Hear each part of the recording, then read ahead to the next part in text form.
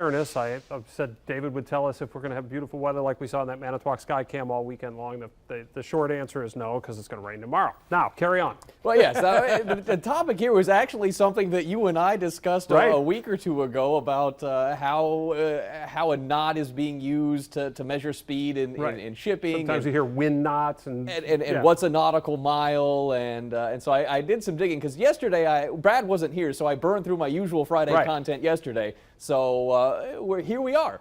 So some starters, just off the bat, a nautical mile is used to measure distance. A knot is speed, and 1 knot is 1 nautical mile per hour. Okay. So that's the baseline. Now, we'll obviously be looking at the ocean here, since that's where this term first came about. Sure. It was used in shipping way back in the day, before you had GPS and all these modern technologies. So it actually works out that 1 nautical mile is 6,076 feet.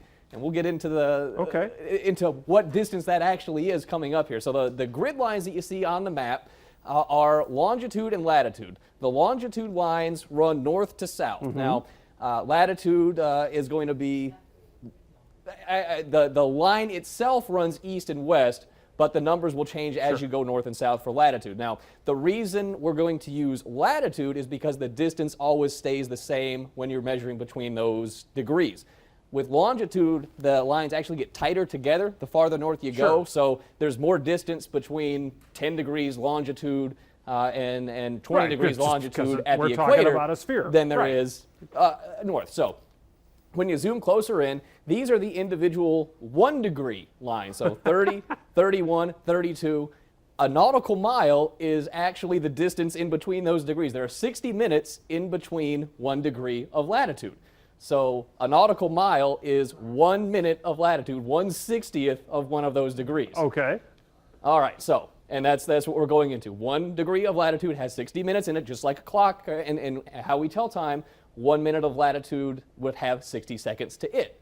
So WBAY-TV, this is our latitude position. That's okay. 44.5172 degrees north. So 44 degrees, and then you've got 0.51274 degrees. Okay. So when you do the math here, you multiply the 0.5172 by 60, you get your 30 minutes. You're getting all this at home, right? Yeah, okay. We'll get farther along here. So you do the minutes. So you do all the math here, and it's 44 degrees, 30 minutes, and 45.8 some seconds is what our position is here at the TV station. All right.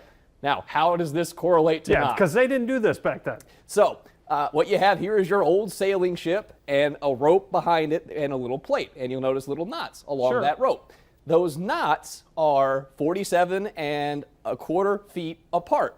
Always. That is a standard measure of those knots. So what they would do is every half an hour, you would drop this plate off the back of the ship. It would be towed through the water, and you would time it with an hourglass, because you didn't have a stopwatch back then, for 28 seconds.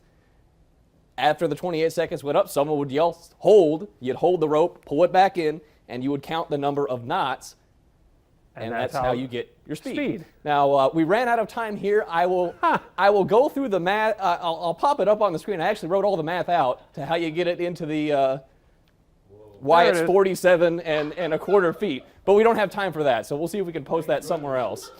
He was going the extra nautical mile for us today. Trying to give you some help of how you can convert units and things like that. This literally all started with a conversation about tying knots in a rope and how they figured out speed. And this is where we got. But that math is why it's 47¼ feet, because that's an odd measurement, 47 feet 3 inches. All right. That's why. Very smart. Put it on the Facebook page. He'll be